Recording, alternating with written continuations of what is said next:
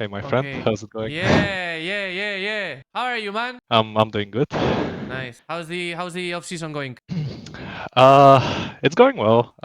We haven't started scrimming yet, actually, because we've been taking a bit of a break after Okay. last season. Okay. So yeah, we just finished the roster and stopped screaming. The boys needed some break, so Mm. we haven't scrimmed in a very long time now. How much time approximately? I think a month or something. We haven't scrimmed, maybe even more. Okay. I got told by Fer that basically there's an issue with visas or something like that, no? Yeah, the issue with the visas is kind of annoying, and it's not really preventing us from scrimming, but it might be, at least for me as a coach, it might be a little Okay. bit hard to be there at the start of the season, you know. Okay.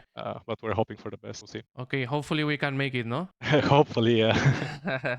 Okay, so let's start easy and fast, quick. I have some All easy right. questions. Yeah.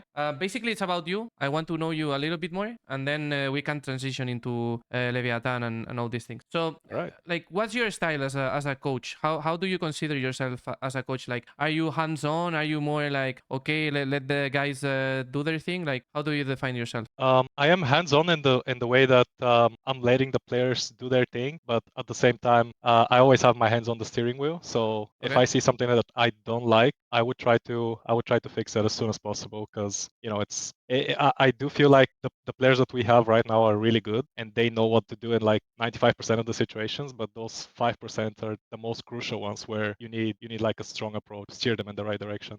And in terms of football, because this is something that the people wanted to know, like, who do you relate with? Like, is it Mourinho? Is it more Guardiola? Like, uh, what's the oh damn. style? I mean, I love both of them to be honest. Like, Okay. I was never a type of person that be like, oh no, I don't like Mourinho, I don't like Guardiola, like I Mm. don't like Messi, I don't like Ronaldo. You know, like I love all of like the top tier coaches and players. But in terms of styles, maybe I would consider myself a little bit more like Guardiola Okay. because I feel like I'm more adaptable than what Mourinho is in football. You know, Okay. like I feel like he's a little bit more set in his ways. Do you have a coach that you admire in any sport, or you go by yourself? Like, fuck it. I mean, I would say I really admire Ancelotti. I feel like ever since like I was a little kid and he was still working in Milan Mm-hmm. and like he was winning Champions Leagues there and like the Serie A. Like I always admired him. I always thought he was an incredibly good coach. And yeah, this is somebody that I kind of like follow throughout the year. Nice. Now he's in the best club in the world, in Madrid. Yeah. Are you more of a Barca fan or a Madrid fan? Oh, That's a tough one. I'm an Arsenal fan, but Okay. I I'm think I really sorry. prefer a little bit more. Yeah, thank you. I appreciate that. But yeah, I think I prefer a little bit more Real. Nice. And in terms of joining Leviathan, you were in Apex. Yeah. You transitioned to obviously VCT. How was joining Leviathan? Like the experience, the like the how did they treat you? How was joining the org? So joining the org, it was going very slow, and then at some point it went from 0 to 100. So we were in talks for a very long time. I was in the process of swapping my agent as well, which kind of delayed the move a little bit as well. And I think it took us like a month or something to negotiate for an assistant coach position, which like it rarely happens. Yeah. But then once things started picking up, I feel like we kind of like came to an agreement one day, and on the next day they were already buying me tickets for the Argentinian bootcamp that we had last year. So it went out really fast. And once I arrived in Argentina in the offices in Buenos Aires, I kind of felt like at home. They welcomed me like a family. Everyone was like super nice. Everyone was treating me pretty good. The team was pretty nice as well. Like we all meshed together at the start. So it was a very nice experience. Did you have any input in the trial, or you just joined when the team was already? Yeah, I did have an input in the trials. Officially, I wasn't there, but Uh, I was looking in the background to some of the scrims. Goket kind of gave me access to like what are the options, who mhm. are we choosing between, and What was your job as an assistant coach last year? Because like what happens with assistant coach is that they basically feel what the head coach needs to, no? So what was your job exactly? yeah, exactly. So I feel like Goket he covered a lot of things. Within the team, he covered a lot of aspects within the game. So for me, it was at the start, it was a little bit hard to fit in with him because I'm coming from a head coach position as well. In Apex I had like full control over the team, and we did produce a lot of results in a lot of games. Yep. So for me it was like I know my things work, but also he came from a good team as well, and he knew that his things. So we kind of had to mesh up a little bit before we figure out what was working really for us. I don't think it took us long. I think it took us like a couple of days, maybe up to a week, before we realized like, okay, this is how we're going to work. But I was mostly responsible for fundamentals, for the Okay. fundamental part of the game within the team, and I think I was doing like some set strats like pistols, some teammate rounds, stuff like that. And do you think you could have done more, or would you have loved to done more, or you were happy with what you did? In what way exactly? Like, Because I'm not sure if I did a good job, since the okay. results weren't that great, or you were thinking like I wanted No, to basically pick up more to things. provide the team like more things, more stuff. Basically, like your job as an assistant, were you happy with it? Uh, yes and no. I was happy working for this team, working for Goket as well, working for the org. But at the same time, even when I joined, I was pretty clear that this was just a stepping stone for me to become like a tier 1 head coach. So obviously, whenever I would get the chance more, I would be very happy with it. And during the season, while Gok's still here, I had a couple of times where I had to do a little bit. So yeah, I was really happy when those things were happening. And how was your relationship with Goket? Because obviously he was the guy who signed you, I guess. Yeah, he was So how was your relationship with him? pretty good, I would say. We knew each other for a long time. I think we were about to work a couple of times back in the past. I think he was gonna pick me up once at Case while he was still there, but then TSM came with an offer and I joined them instead. And I think I was about to join Koi as well, one of the in the first year of franchise. That didn't go through, but Goket was the one that recommended me back then as well. So I have nothing but respect for Goket. I really like him. I think he is a good coach, and it's just a shame that like things didn't work out that great in Leviathan. So basically, what happened with him? Because what we all saw from the outside is that he left, and then the team was suddenly insane. So yeah, what happened with Goket? Goket has a play style in mind, and I do feel like it's a good play style. I just wasn't sure if we had the players for it, and I don't think we as a coaching staff, I don't think we adapted that to it. Oh, yeah. And with Goket leaving, and basically after he left, it was after we came back from China, and we had I think like 2 weeks to prepare. But then Aspa's visa, he had a problem with the visa, and he was stuck in China for a very long time. So when he came back, we had I think like 3 days before we went in official. So I didn't really have time to implement everything. I was just like, we have 5 insane players. Let's just put them in their comfort zone and see what happens. And I think that was the key that we should have done in the first place. Yeah, like that's what I spoke to my viewers a lot about Goket. That I think he's a really good coach, but basically he needs the players to fit his style instead of him fitting into the player styles. If that makes sense. I would say up until last year, maybe that was true, but I do feel like because I still have a good relationship. We talked a little bit. I feel like he understood that a little bit, and I do feel like now in his team he's gonna have a lot of success. Yeah, hopefully. Okay, so basically Goket leaves. You transition into the head coach role. You spoke about what you changed at the start, which is basically adapting a little bit more to the players you had. What was your idea going into the like final parts of the season? Because basically now you are the head coach. You have to sign an assistant coach. How was that process of okay, I need to adapt now to a new position? I mean, the whole process was. You mean last season, right? Because Yes, for sure. Yeah. yeah.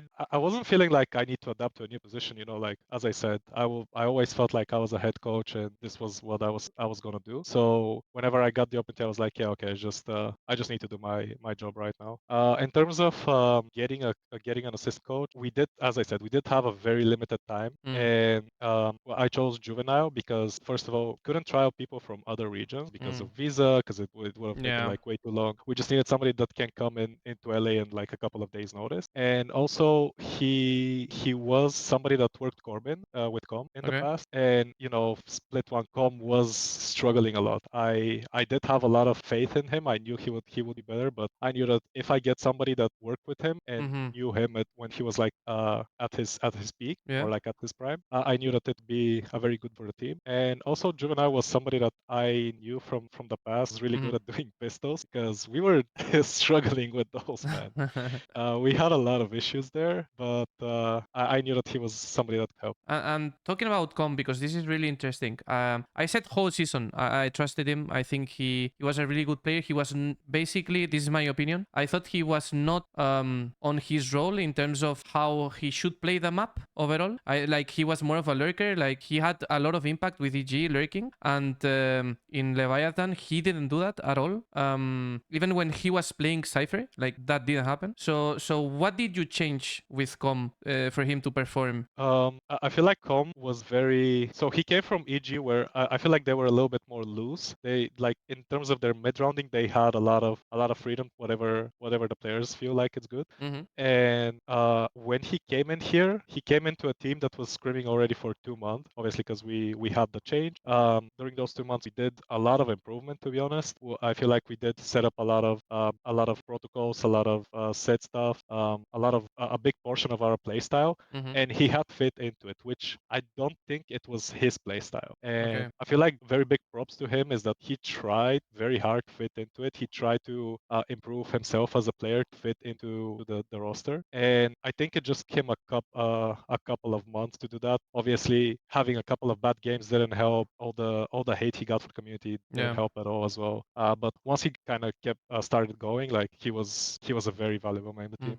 Where do you think he shines in the team? Like, what is his role In the as a team. teammate? I mean, there is a very big meme about him being the vibes guy, which I think it's both true and not true in the sense that it's not true that it's not the only thing that he brings to the team.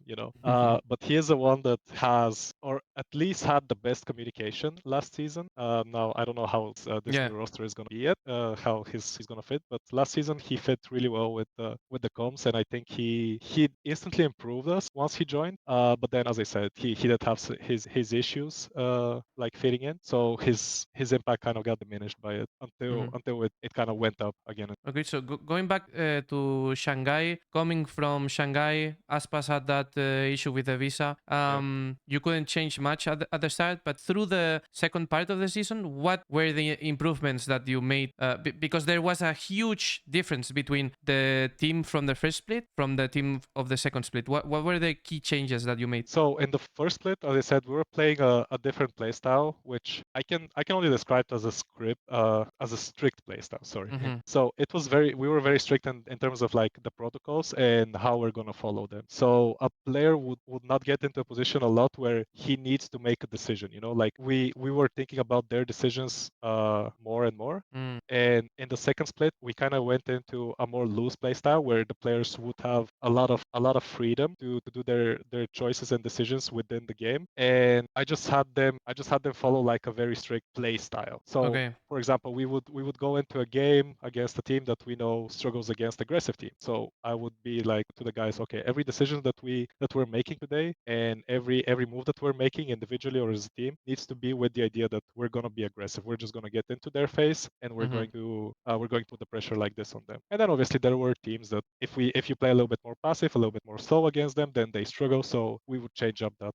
as well. And do you guys practice that in the day to day? Because obviously changing styles is not easy for the players. Yeah, it's not easy. I do have a system though that how should I say it? I kind of perfected at Apex, and Uh-huh. I knew that it was going to work at Leviathan as well. Okay.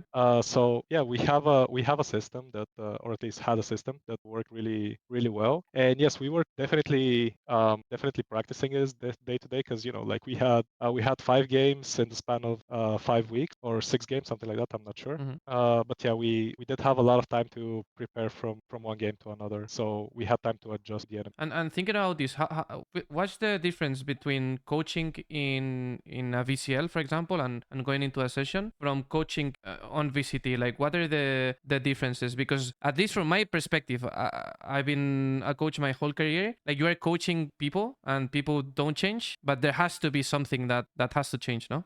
Yeah, it does change a lot. I feel like in VCL nobody really cares about you that much. Huh? From the outside, from the community, you don't have that much of pressure on top of Mm-hmm. you. But for example, here in Leviathan, I think just in tier one in general, you do have the pressure of people people are expecting things. Okay. That being said, I do feel like the pressure of Ascension was something that I didn't even experience on the big stage in Seoul this year. Like I saw an interview from you. I don't remember from like it was 9 months ago. That you said that when you played against the Mates, it was crazy. Like the stage was crazy, no? Yeah, the fans there were amazing. I hated it at the time, but I always respected it. It was against us. It kind of like stopped our brains back in the day. Mm. So I really didn't like it. But it's just part of the game. You need to be able with it. And I do think that this game kind of made me a better coach, made me realize like how much pressure there is on games like that. And how do you deal with that? Because obviously in tier 2, sometimes you don't have the resources. Depends on the club, obviously. But in tier 1, surely there has to be more resources to deal with that. Yeah, I mean, in tier one, I think everyone has a performance coach, and on top of that, a good performance coach Mm-hmm. that knows what he's doing. Because I do feel like a mediocre performance coach can sometimes more harm than good for the team, Mm-hmm. but the ones are really valuable for the team. Mm-hmm. And yeah, I mean, the way that we deal with it is that you just have to take like preventative step because some games you just know that they're like high pressure games. You know that there's gonna be pressure on the players and they need to win this game, and that instantly in your mind makes it very very hard. So yeah, when you feel like those games are coming, you just need to tell the players like, okay, it's okay. It's gonna be a tough game. You guys need to be ready. It's not gonna be like a 2-0, like 13-5, 35. Mm. There's gonna be a lot of rounds that we lose because we make mistakes. It's just the key to winning is just how we reset after each round like that. And talking about pressure, how's the pressure of going into a world championship, like going into champs? How did you guys feel? Oh, I think we felt pretty good about ourselves. We did feel like we came from the best region as the champions, so Mm-hmm. in our mind we were there to win. I don't think we felt a lot of pressure in the first game against Talon. I just feel like we weren't like that. How should I say it? I don't feel we were like ready with changing the time zone, fixing Mm. our jet lag. I don't feel like we were completely 100% in the game back then.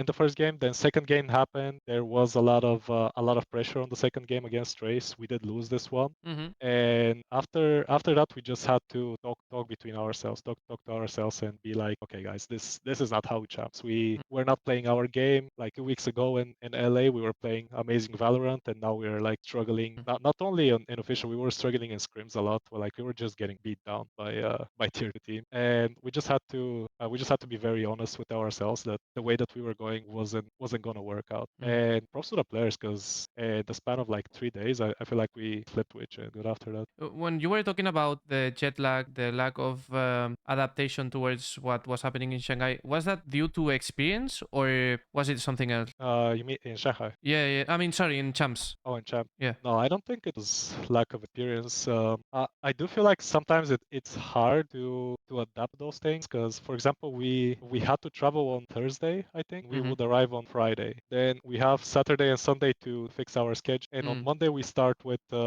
media, and then right after that we go into the official. So I Mm. don't think the schedule was that optimal. Because for example, you had the Pacific and the Chinese teams that basically had no time difference. You had the Okay. European teams which have like 6-7 hours if I'm not mistaken, Mm-hmm. and then you had the Americans teams with 14 hours difference. So this on its own like kind of put us on the back. I do feel like from all the American teams, we were probably the worst or the second worst team that adapted to the changes. I do feel like G2 and Sentinels were kind of faster to adapt than us. Mm-hmm. But like once we adapted to everything, I feel like we showed better game. And are you guys gonna change that coming into this season? Because I think the only Asian one is Bangkok. Yeah, I yeah, think. So how are yeah. you facing that? Yeah, we did have a lot of I did have a lot of thinking about that.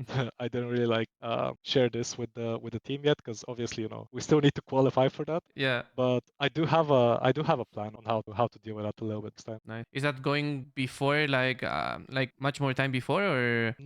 If it's possible, that would be ideal. Okay. Obviously, if you can go there a couple of days earlier, which just to mention something, I do think some teams were there there earlier last year Okay. after champs. Obviously, not every team can do that. Not every org can afford that. So whoever did that, really good on them. But yeah, I feel like if you can go earlier, that's perfect. And is there something that you would have changed from champs in terms of like obviously you spoke about schedule, but in terms of training, facing like the matches differently, is there something that you would have changed? No, I don't think so. I do feel like we played a really good tournament. Like if you look at it objectively, we didn't win, but I do feel like we were literally this close to Yeah. making the grand final, and we were the only team that was playing Ascent at the time. So if we went into the grand final with a map that we are really good on and we have this advantage, could have easily won it. So for us, it just feels like we were literally 2 rounds away from a final that was like 70%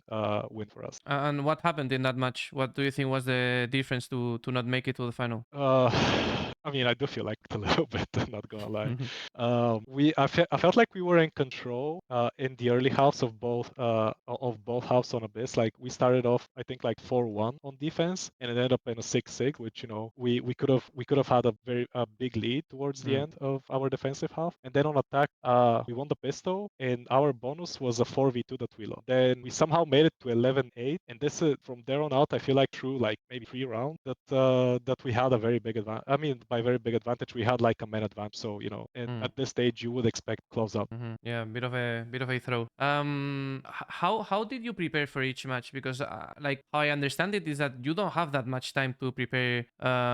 Because obviously you need to rest. You need to. I mean, you have to train a little bit, but there's not much that you can change really, no, between matches. Yeah. Well, in order to win those types of tournaments, you need to have a very deep strat, or at least as a team be very adaptable and very and like mid rounding. So like you can just free ball it a little bit. But the other thing is like rest is for the players. It's not. So I don't think we necessarily had a lot of rest. I feel like we were working a lot. Like anti-strat, prepare some game plans against the teams that want to play, and most of the time we had like 2 or 3 days to prepare. I think there was only one game where we had to play 2 days in a row. So I feel like it was okay for us there. But at the same time, you need to have a very good balance between rest training, because those tournaments go on for a month. You cannot spend the whole month without training. But at Yeah. the same time, you cannot spend the whole month training, traveling, playing games like high pressure game.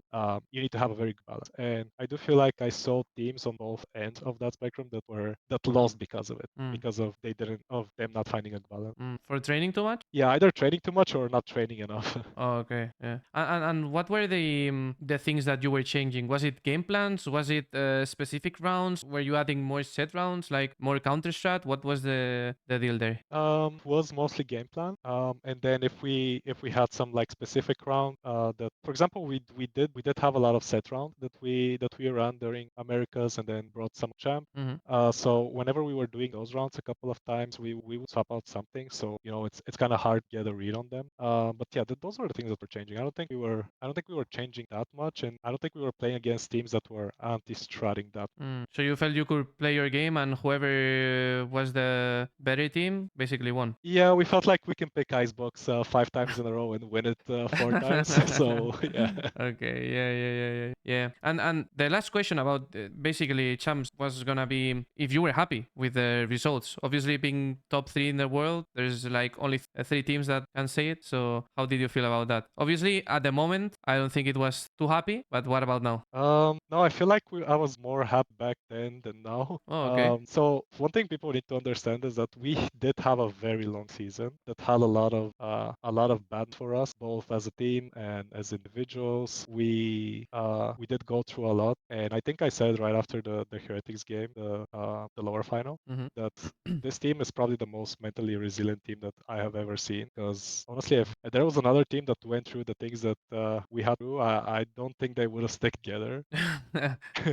So yeah, I think at the moment I was happy that even though everything happened, we were able to reach top 3 in the world, and at the same time I was a little bit relieved that the season is over, because I feel like we were all at our end. Like we were pushed to the limit, all 7 of us, and at some point we were like it was just getting a little bit too hard. Yeah. And right now I'm obviously not happy that we weren't world champs, and I do feel like it was very very close us to achieve that. So I think this is gonna serve as a fuel for us for next season. That's great. And one of the most asked questions that I've seen in terms of the community is like, why did you guys keep this core of three, Com, Tex, and King? What was the reasoning behind it? I mean, we, to be honest, probably could have kept maybe even more players. It's just like players' decisions. They wanted to leave, so to respect that. But I do feel like this team is working. We showed it to the whole community. We showed that we could perform at the highest level. So I do think like keeping as many pieces as from the last team would be really good. So basically, if it was up to you, you would have kept everyone? You can say that, yeah. Okay. Yeah, makes sense, because if you make top 3 in the world, why change, no? Yeah, of exactly. course. This is like something that I need to ask, obviously. It's Aspas.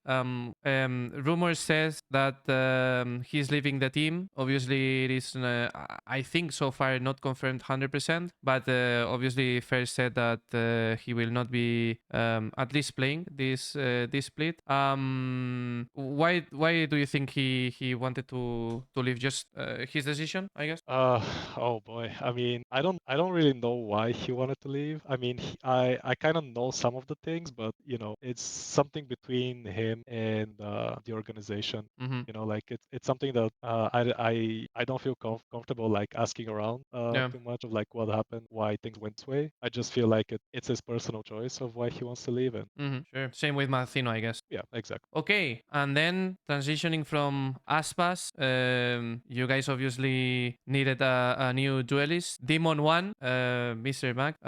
Why Demon1? Why do you guys sign him? Because obviously he doesn't come from a really good season after Energy. Yeah, I mean, if you think about it, you need to replace Aspas. Who are you gonna replace him? You know, like there are so few players that are on his level that you Yeah. know you would be really lucky to even trial one. And for us, it was like, oh damn, we can actually get Demon. You know, like when we were trialing him, I think early October Okay. or the end of September. I'm not sure. I don't know exactly. But at that point, he hasn't scripted for like 3 weeks. You know, so we gave him 3 days in a row where he would play with us. And then first day you would see that he is very slow on like reacting on stuff. Like you can see that this guy hasn't scrimmed for a couple of months. And then each day he just went on improving a little bit, a little bit, a little bit. And then on the third day we just put him on jet and he just started shooting everyone. So we were like, yeah, okay, this is the guy from EG. You know, like this is what we want team. And is he gonna play full-time duelist, or you guys are gonna do sort of EG style? No, he's gonna be Full-time duelist with a neon yeah. meta. I mean, maybe it's not coming I to that. mean, yeah,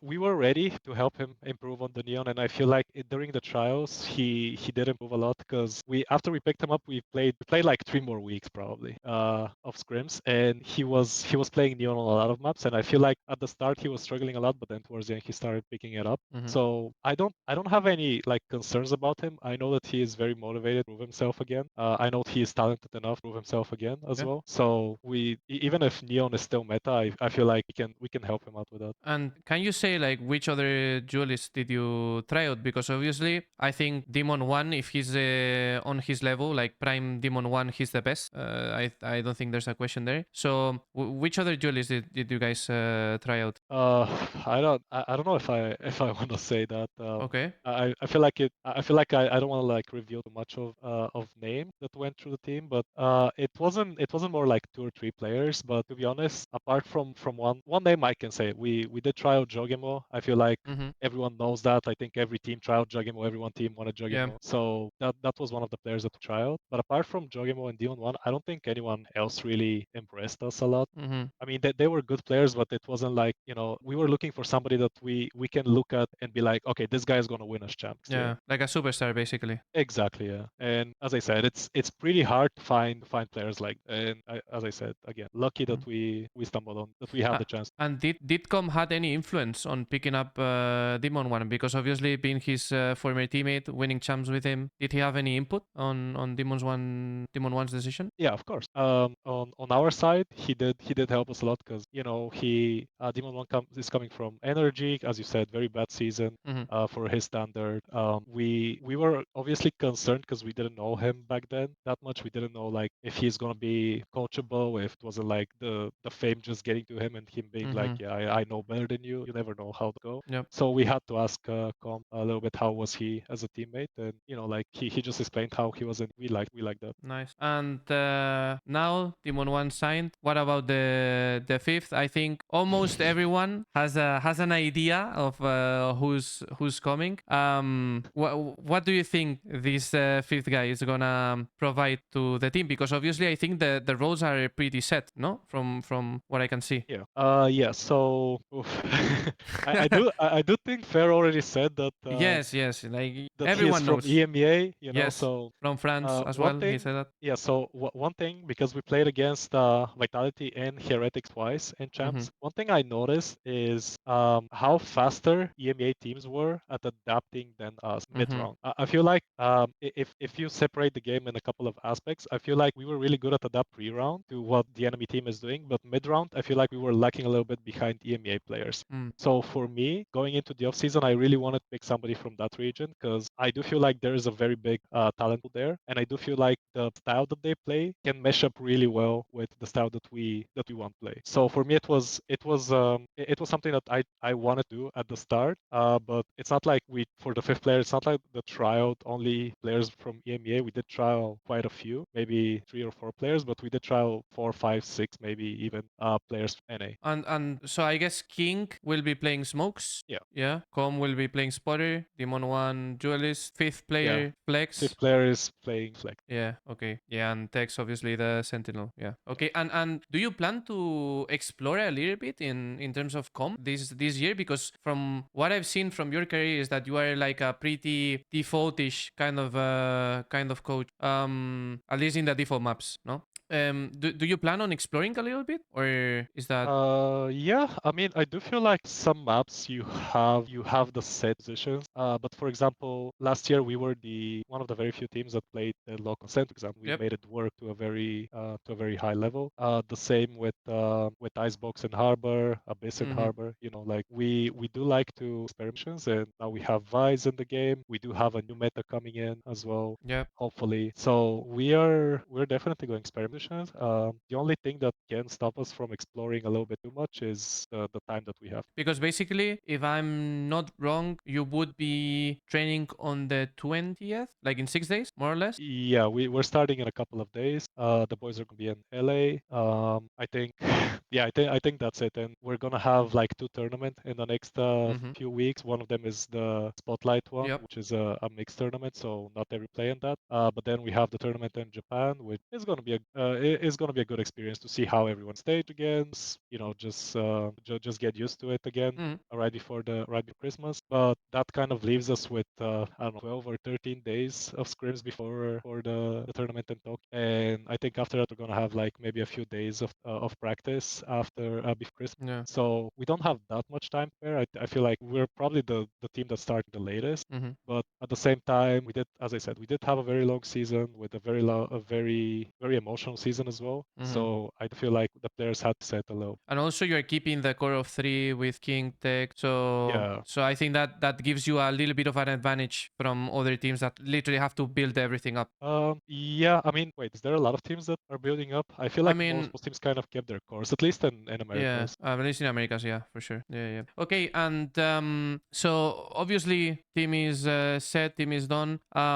Season is starting in January, if I'm not mistaken. Yeah. And I don't know if this is announced or not. I think it's gonna be like sort of last year. Do you plan on like what is basically your view of the team of okay, I need to peak here. I need to start building from the start. Like where do you plan on picking? Because obviously every team needs to pick before champs, and that's where everyone needs to be like really fucking good. But in order to get to champs, you need to do a couple of things before. Like what is your your plan of, okay, this is the date that I need to have the team set for like the whole season? Well, to be honest, I would like to compete for every single team out that there is. Mm-hmm. And for that to happen, we need to be ready on the first week of January or whenever the season starts. Also, I do feel like it's gonna be very hard to plan like, oh, this is when the team needs because champs is in October, right? Mm-hmm. It's gonna be 10 months from season. Like Yeah. it's very hard to predict like, oh, in 10 months we're gonna be insane, you know. Yeah. So I do feel like in order to start off team, I'm gonna treat this as a brand new team. I know that three of the players worked with me, and they know how I think, but I do feel like we need to start from like step one of the team, just lay the fundamentals, make sure that everything is clear for everyone, and after that, just tap into how the chemistry is gonna work, what's gonna be good with the players, what are their strong sides, what are their weak sides, and then see like what we can do there. Okay, I'm gonna proceed with some of the chat questions that they left on All right. Discord because there were a shit ton of questions, like a lot. There was a guy that left like 10 questions. Okay, so Okay. first one.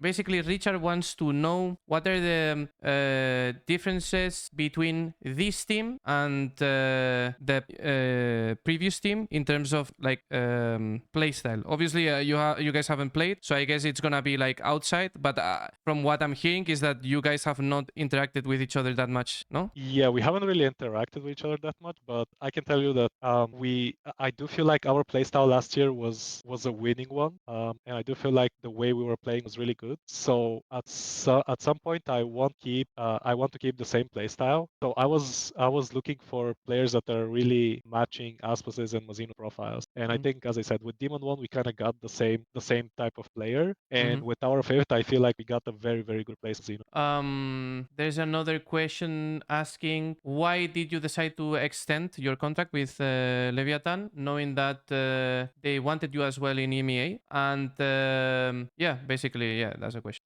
I did have one more year of contract. It's not Okay. really that I extend. Okay.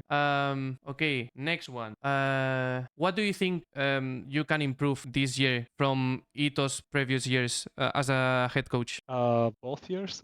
Okay. Well, first off, with last year, what I want to do is improve our funds because Mm-hmm. once I stepped in and I had like full control of how we are going to improve our fundamental, I did have a very limited time, and I feel like in the high pressure game, this is when you need your fundamentals the most, but also it's when it's the hardest to keep. So in order to do that, you need to drill them a lot. And I mean, we said, we don't have that much time preseason, but during the whole season, we're gonna have a lot of time to reflect on it. So I do feel like this is one of the main goals. Yeah, that's really good. I like that. Fair mentioned that you were gonna be in contact with the academy. Yeah. What's your job gonna be there? Like, what's your function as a? Are you gonna be supervising the academy, or how is it gonna work? I don't think I will be supervising it. So one idea I had is basically in the world of sports, there is one team, especially in football, Mm-hmm. with that has proven track record of academy work. I Yeah. think everyone knows that I'm talking about Barcelona, and I Yes. do feel like the way they're developing their talent is really good. And obviously in esports, it's way harder to do that. But I do feel like if for next season, I'm still here and I do have a play style that I want to play around. I do feel like if I spend the whole year helping out the academy team and they know my play style, they try to learn it, they try to move around it. I do feel like I would have 5 very good players that can fit very well into my play style, and I can. I love So that. I do feel like this would be kind of like my goal, the academy. Love that.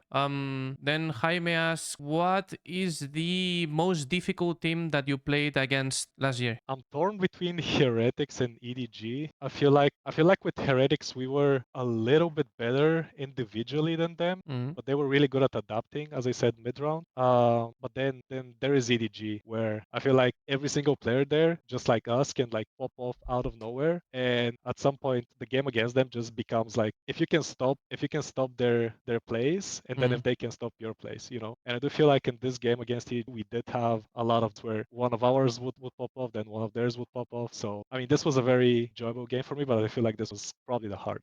I mean, EDG is always hard, no? Because Chinese are very like mechanical players. They are Yeah. insane. Then this year, which team are you more excited to play against? Is it Made in Brazil? I mean, this would be a fun game for sure for us. But I do feel like energy, because at least for me, at least for a couple of factors. First off, is FNS is somebody that I really, really admire as an IGO. He is somebody that, especially in Apex, we did look a lot to energy of like for like inspiration. Mhm. We didn't steal a lot of stuff from them, but we were looking a lot at their games, and he is the type of IGO that you can see the impact that he has as an IGO mid, and this is something that I really really value in players. So I think it would be a very fun game for me to play against them. Charlie wants to know how different are the scrims between Americas and EMEA. Like, what are the differences? Oh, that's a so I feel like EMEA scrims are a little bit more, how should I say it, serious, Mhm. but not in a way that NA is trolling, you know. But I feel like in EMEA teams are always playing win, even if that's not the goal of the coach, even if that's not the goal of the team. I feel like in the back of your head you always want to get 13 rounds, you know, and then you feel better about yourself. While in NA, just because it's like a smaller community, I think everyone knows each other for a very long time. Everyone is kind of like friends with each other. It would happen a lot where, you know, people are just typing in chat, you know, they're just having fun at some point. Yeah. And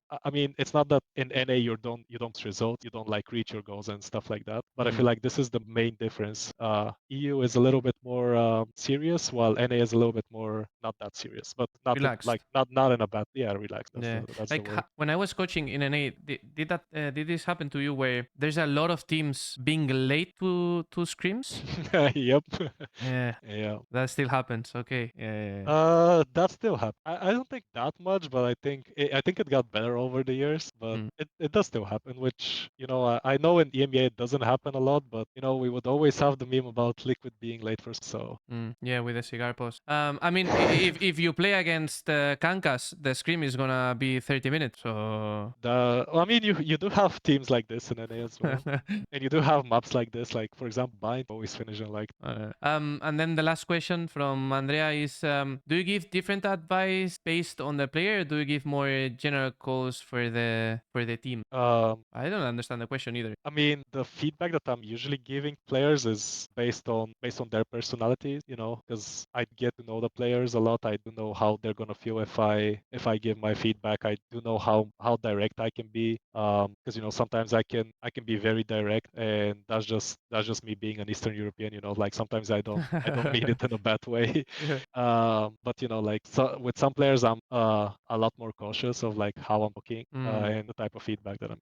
Is it based on culture? Because I know, like, for example, I don't know if this happened to you, but Polish guys are a certain way, Lithuanians are a certain way, French people are a certain way. Does that happen as well, like in your team? Because you have a lot of guys from different nationalities. Yeah, I mean, for me it's mostly like whenever I pick somebody to be in my team, I would want this player to have the winning mentality. I want this player to be like, I'm here to win. And something that I notice is when you have players like this, kind of like the cultural differences are in the background, because you know that this guy can take like criticism. This guy is gonna like try to improve on the criticism. He's not gonna take it personal. He would just want to win. And I feel like this is the type of culture that I'm always trying to build within my team. Awesome. I think that's basically it, Ito. Thanks a lot All for right. coming. Yeah, thank you for the interview. Hopefully it goes well in Japan and you have plenty of time to train for the upcoming season. And best of luck, man. Yeah, thank you so much for the invitation. It's really nice. Okay, thank you for coming in. Have a good one, Ito. Thank you. Bye Bye bye. bye.